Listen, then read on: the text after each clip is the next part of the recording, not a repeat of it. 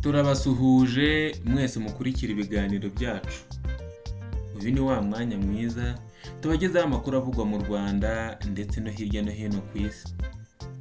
Mukaba mwayateguye kandi mukaba mugiye kuyagezwaho nanjye Bikorimana Noel.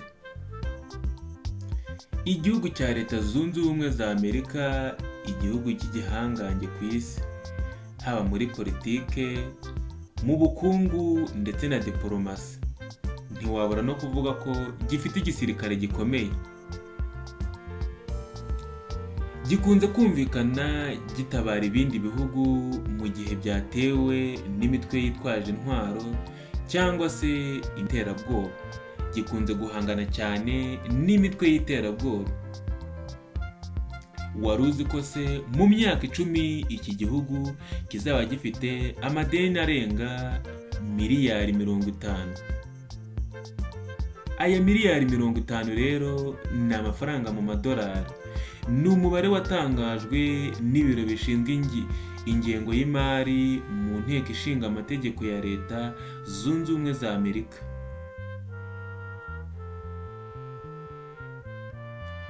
Aho bavuze ko amadeni iki gihugu kizaba cyarafashe mu myaka 10 iri imbere ashobora kugera kuri miliyari 54 z'amadolari. Uyu rero ni umubare munini cyane w'inguzanyo igihugu cya Amerika kizaba gifite nibadacungira hafi.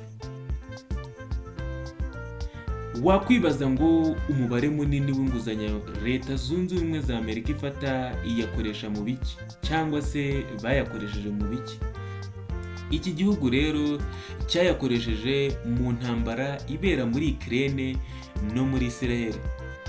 Hari bamwe mu bagize inteko ishinga amategeko ya Leta Zunze Ubumwe za Amerika basaba ko igihugu cyabo cyahagarika amafaranga gishora mu ntambara zigiye zitandukanye, kikayashora muri gahunda zifite aho zihuriye n'abaturage cyangwa se muri gahunda ziteza imbere igihugu ndetse n'imibereho myiza y'abaturage.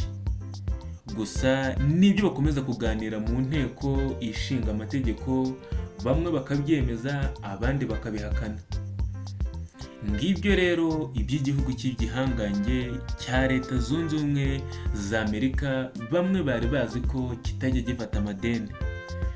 Mwakoze kudukurikirana, mwari kumwe nanjye Bikorimana Noel. Ciao ciao.